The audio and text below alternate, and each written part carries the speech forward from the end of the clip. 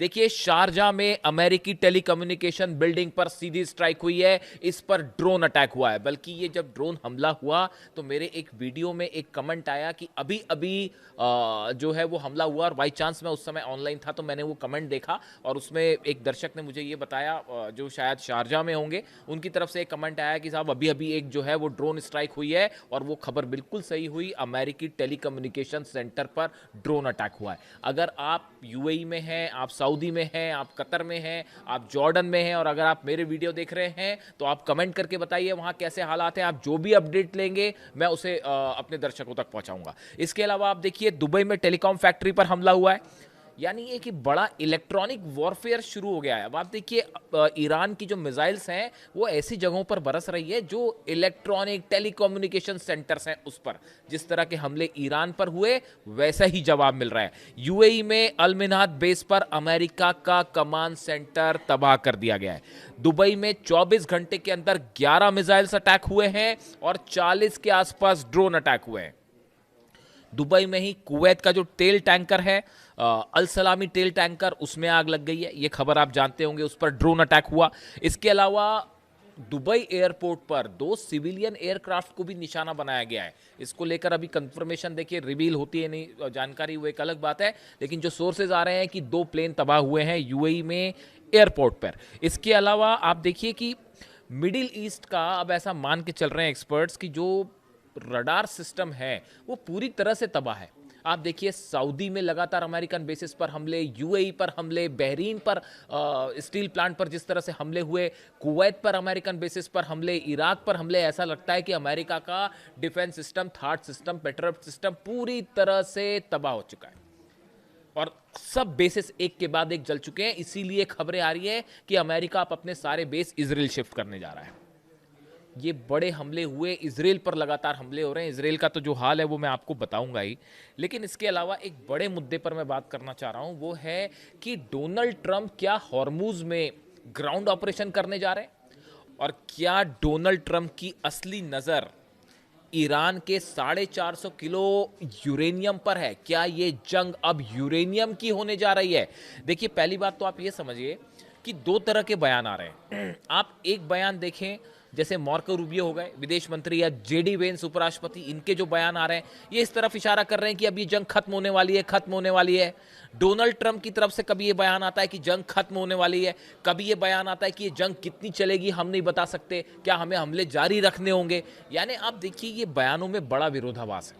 इससे एक बात तो साफ है कि 2 तरह की स्थितियां जो है वो पैदा हो रही हैं। आप पहली बात देखिए, हथियारों के जमावड़े की बात करें जो हॉर्मुज के आसपास है।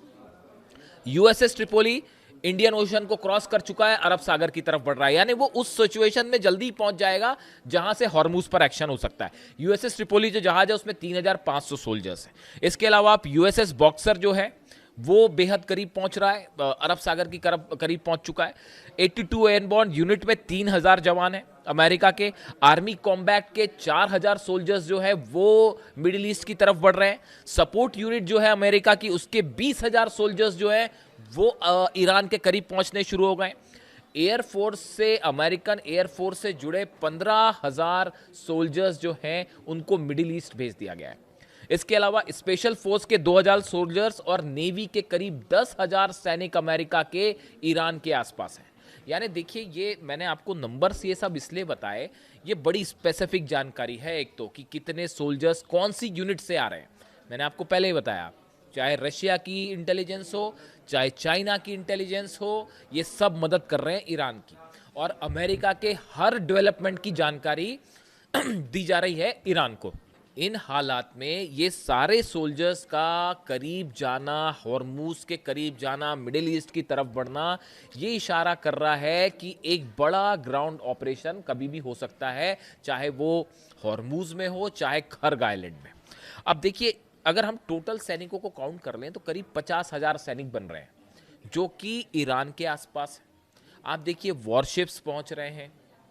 इसके अलावा एक बड़ा डेवलपमेंट है, A-10 थंडरबोल्ट विमान हैं, ये अमेरिका से रवाना कर दिए गए हैं ब्रिटेन, और वो अरब की तरफ आएंगे, ईरान की तरफ आएंगे। ये थंडरबोल्ट वो प्लेन्स हैं जिनका इस्तेमाल ग्राउंड ऑपरेशन के समय के लिए किया जाता है। यानी आप देखिए जो मिलिट्री का जमावड़ा है ईरान के आसपास वो अच्छा खासा है। अब ऐसे में सवाल ये है कि क्या इसमें ऑपरेशन यहां पर होगा इसको, और अब तक क्यों नहीं हुआ ऑपरेशन, ये दोनों सवाल है। पहला सवाल जो है कि क्या ऑपरेशन होगा, अगर हॉर्मूज में किसी तरह का ऑपरेशन करना है अमेरिका को, तो उसके लिए खर्ग आइलैंड पर तो एकदम जरूरी है कि बिना खर्ग पर कब्जा किए आप हॉर्मूज पर कब्जा कर ही नहीं सकते। तो खर्ग आइलैंड के आसपास हमले हो सकते हैं, उस पर जो है पैराट्रूपर्स के जरिए जो है अमेरिकन सोल्जर्स जो है उनको ड्रॉप किया जा सकता है।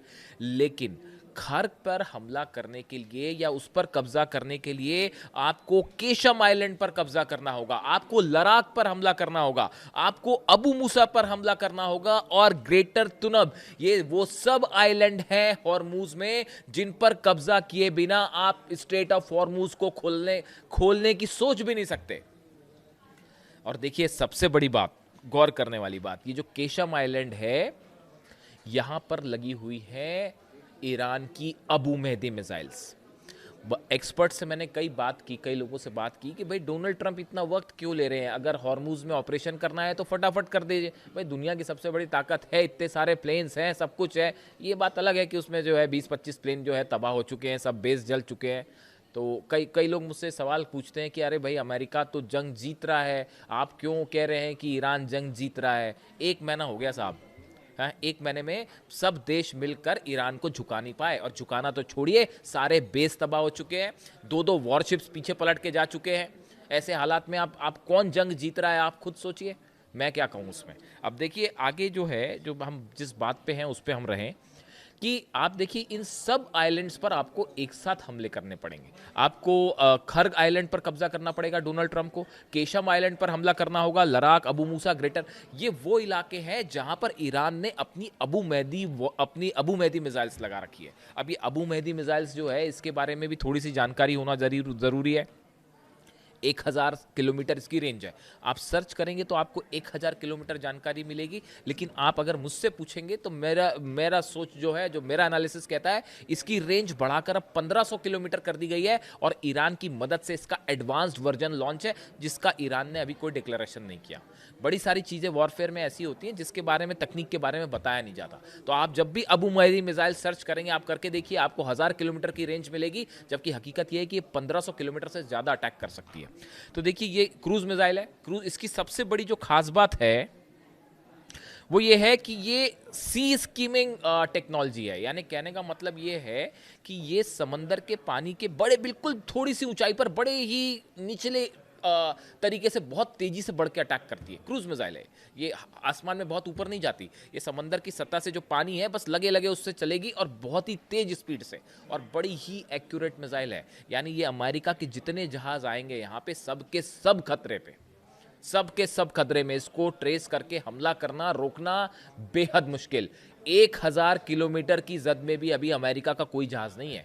और जो एक्सपर्ट्स बता रहे हैं वो ये कि जिस दिन 1000 किलोमीटर से रेंज कम होगी, उस दिन अमेरिका की तरफ से आप देखिएगा सैकड़ों की संख्या में मिसाइल फायर हो सकती है। और सबसे बड़ी बात कि ये जो मिसाइल है, इसकी जो सबसे अहम बात है वो ये कि ये मिसाइल जहाज से भी फायर हो सकती है, पनडुब्बी से भी फायर हो सकती है, जमीन से भी फायर हो सकती है। तीनों वर्जन है ईरान के पास।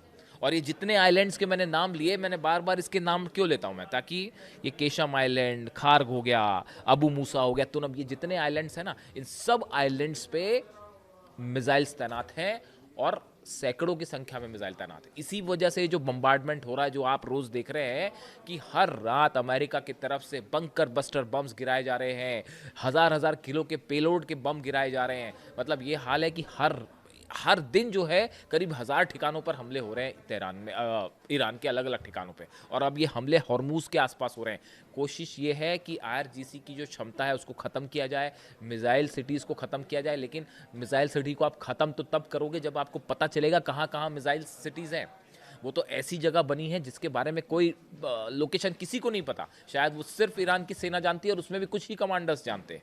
तो ऐसे सिचुएशन में जो मिसाइल है, ये अबू मेहदी मिसाइल, इसकी खास बात ये है, एंटी एक्सेस एरिया डिनायल इसकी एक टेक्निक कहलाती है। एंटी एक्सेस या एरिया डिनायल एक टेक्निक है जो ईरान इस्तेमाल करता है, जिसका उद्देश्य दुश्मन की नौसेना को दूर रखना है। आप देखिए यही वजह है कि 1000 किलोमीटर के डिस्टेंस पे रहते हैं जो भी शिप आते, चाहे अब्राहम लिंकन आया, चाहे वो जेरल्ड आर फोर्ड आया, वो कोई ईरान के जो करीब गए वो सबके सब पीछे आ गए कि कब ये मिसाइल्स गिरने लगे और मुश्किल हो जाए। यही वजह है कि अब तक डोनाल्ड ट्रंप ने यहाँ पर अपने ना तो प्रॉपर जहाज अंदर भेजे हैं और ना ही सैनिक उतरे हैं।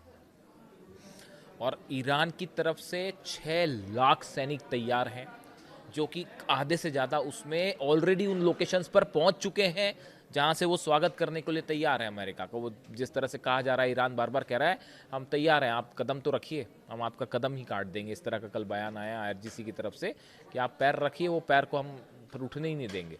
तो ईरान की जो है वो ज़बरदस्त तैयारी, एक वीडियो भी रिलीज़ किया आईआरजीसी ने, आपने देखा होगा कि लाखों सैनिक जो हैं वो उसमें हॉर्मुज़ की तरफ बढ़ रहे हैं। और नया जो मिशन बना है उसमें तो लाखों युवा जो है वो शामिल हो रहे हैं आर्मी में, और हर कोई आईआरजीसी को ज्वाइन करने के लिए तैयार है। तो ऐसे सिचुएशन में अब डोनाल्ड ट्रंप ऑपरेशन करें हॉर्मुज़ में तो कैसे करें?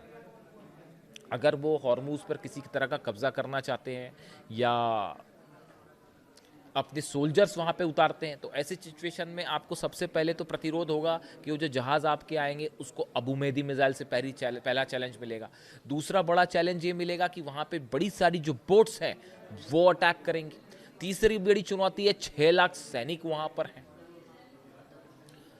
वो आप पर हमला करेंगे। इसीलिए कहा जा रहा है कि अगर यहाँ पे ग्राउंड ऑपरेशन होता है तो ये अमेरिका के इतिहास की सबसे बड़ी चूक साबित होगी।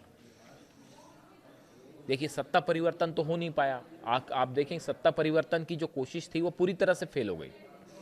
सत्ता परिवर्तन की जो कोशिश थी वो पूरी तरह से फेल हो गई। बल्कि अब तो ये कहा जा रहा है कि सत्ता परिवर्तन, हाँ सत्ता परिवर्तन हो रहा है, लेकिन वो अमेरिका में हो रहा है। वो डोनाल्ड ट्रंप अब सत्ता से बाहर होंगे, ईरान में सत्ता परिवर्तन नहीं होने जा रहा। और आपने देखा होगा, मैंने तो एक एक्स पर वो देखा, पता नहीं आप टेस्ट चेक करिएगा सही है या नहीं, कि डोनाल्ड ट्रंप की जो नीस है, भतीजी है, उन्होंने खुद ट्वीट करके इस तरह की बात कही एक्स पे कि सत्ता जो है परिवर्तन होने जा रहा है, लेकिन डोनाल्ड ट्रंप का सत्ता परिवर्तन होने जा रहा है, ईरान में कुछ नहीं होने जा रहा। वो मिशन फेल हो गया। जो एयर स्ट्राइक से ईरान को झुकाने की कोशिश थी वो फेल हो गई। हॉर्मुज बंद हो गया, उसको खुलवा नहीं पा रहे हैं। वहां पे माइंस बिछी हुई हैं हॉर्मुज में, आप देखिए माइंस बिछी है। माइंस को हटाने के लिए मैंने एक्सपर्ट से बात की कि भाई माइंस बिछा दिए हैं, वो कोई शक नहीं है, माइंस बिछ चुकी हैं, अब माइंस बिछ चुकी हैं। अब वो उसको आपको हटाना है, वो माइंस को हटाने में कम से कम 2 हफ्ते से 3 हफ्ते लगेंगे। मतलब अगला जहाज करीब जाएगा, उसके लिए पहले 2 हफ्ते ऑपरेशन करके वो माइंस हटानी पड़ेगी। आप समझ रहे हैं कितना मुश्किल ऑपरेशन है ये इतना आसान नहीं है कि हॉर्मुज, आपने खबरें देखी कहीं कि बस अब हॉर्मुज पर हमला होगा और ईरान पर कब्जा, भूल जाइए, ख्याल है सब, ख्याली पुलाव है और कुछ नहीं है। वो हॉर्मुज में माइंस बिछी हुए, 2 हफ्ते लगते हैं वहां पे माइंस को हटा। मतलब जहाज तो एंटर कर ही नहीं सकता। आप सोल्जर्स ऊपर से उतारोगे, बैकअप कहां से लाओगे? गिर जाएंगे वो सोल्जर्स वहां पे जाने के बाद। इसीलिए अब तक ऑपरेशन नहीं हुआ। अब आप देखिए, आप तेल के दामों की बात कीजिए, तेल के दामों में आग लगी हुई है। और वो जिस तरह से हमले हो रहे हैं, अगर वो 115-20 बैरल पहुंच गया और वो सस्टेन कर गया कुछ दिनों तक, तो आप देखिए क्या हालत होगा। अमेरिका में तेल के दाम लगातार बढ़ रहे हैं, दुबई में तेल के दाम बढ़ रहे हैं, सिंगापुर एयरलाइंस ने किराया बढ़ा दिया है। ऐसे हालात में देखिए अमेरिका में हमेशा क्या बात होती है, अमेरिका में जब भी महंगाई बढ़ जाती है ना, जब भी तेल के दाम बढ़ जाएंगे, गैस के दाम बढ़ जाएंगे, आम लोगों को दिक्कत होने लगती है, तो वहाँ सत्ता परिवर्तन हो जाता है। इसीलिए ईरान की स्ट्रैटेजी है वॉर को लंबा खींचा जाए, और वहाँ पे दबाव में है डोनाल्ड ट्रंप। और जहाँ तक ग्राउंड ऑपरेशन का सवाल है, अमेरिका ने अपने जितने ग्राउंड ऑपरेशन किए उसमें आप सोच के देखिए कि कहाँ पे अमेरिका कंफर्टेबल सिचुएशन में रहा, कहीं नहीं रहा। वियतनाम फेल हुआ, इराक जबरदस्त ऑपरेशन था, पूरी तरह से फेल हो गया, अफगानिस्तान में फेल हो गया। आप देखिए जहां जहां अमेरिका की सेना ने कदम रखे वहां वहां असफलता हाथ लगी है। तो ये तो ईरान है, आईआरजीसी के 10 लाख सैनिक तैयार खड़े हुए हैं, रेडी मोड में है कि जब चाहे तब अटैक करते हैं। टोटल आर्मी तो और बड़ी है, सेना टोटल बड़ी है, लेकिन 10 लाख तो इस मोड में है जो हमेशा तैयार रहे। तो ऐसे हालात में डोनाल्ड ट्रंप के पास कोई एग्जिट प्लान नहीं है। अंदर आ गए हैं, अब सिर्फ एक चारा बचा है कि ये लाव लश्कर लेके वापस चला जाए, इस जंग को ख़त्म किया जाए। लेकिन उसमें समस्या ये है, उसमें दिक्कत ये है कि हमेशा के लिए हॉर्मुज को खो देगा अमेरिका। पूरे मिडिल ईस्ट से कंट्रोल खत्म हो जाएगा अमेरिका का। अगर ये जंग, ट्रंप क्यों नहीं रोक पा रहे जंग? भाई अगर इकोनॉमिकली नुकसान हो रहा है, बंद करके वापस चले जाए, बंद करके वापस चले जाएंगे तो हॉर्मुज पर हमेशा के लिए ईरान का कब्जा। बात नंबर एक, अमेरिका के जितने बेसेस हैं वो हमेशा के लिए ये हो जाएगा साबित कि भाई आपके तबाह हैं बेसेस, आप जंग हार गए, आप मुंह दिखाने लायक किसी के लिए नहीं रहे, अपने बेसेस खुद इजराइल शिफ्ट करना पड़ रहा है या नए सिरे से बनाने पड़ेंगे। यानी मिडिल ईस्ट में अमेरिका का प्रभाव हमेशा के लिए खत्म। और ये इससे बड़ी जीत ईरान की नहीं हो सकती और इससे बड़ी हार नहीं हो सकती अमेरिका की। यही वजह है कि ना आगे बढ़ते बन रहा है ना पीछे आते बन रहा है, लेकिन चूंकि सोल्जर्स हैं आसपास, इसलिए इस बात को लेकर अलर्ट रहना होगा। देखिए, ये खार्ग आइलैंड पर कब्जा करना और इस पूरे इलाके में कब्जा करना ये कोई आज का मिशन नहीं है, ये बहुत समय से चल रहा है। मैं एक सेंटकॉम, जो अमेरिका की सेंट्रल कमांड है जो ये ऑपरेशंस देखती है, उसके एक्स कोई चीफ है, मैं नाम भूल गया, मैकेंजी शायद, उनका मैं बयान देख रहा था। वो ये कह रहे कि भाई ये तो हम पिछले 30 सालों से इसकी प्लानिंग कर रहे थे कि कैसे खार्ग पे और हॉर्मुज पर कब्जा किया जाए। तो उन्होंने उसके पूरे प्लान्स बना रखे हैं, लेकिन अब तक वो एग्जीक्यूट नहीं हुए क्योंकि उनको पता है कि वहाँ पे जाएंगे तो फंस जाएंगे। और अमेरिका ऑलरेडी यहाँ से मांग उठ रही है कि भाई आप हमारे बच्चों को वहाँ मरने के लिए क्यों भेज रहे हो, अपने लालच के चक्कर में क्यों आप जाने दिलवा रहे हो वहाँ। यानी कुल मिला के हालात ये हैं कि डोनाल्ड ट्रंप फंस गए बुरी तरह से, और ईरान ने इस जंग को लंबा करके एक करारा जवाब दे दिया है अमेरिका को। अगले वीडियो में एक और बड़ा खुलासा, इंतजार कीजिएगा। Thank you so much.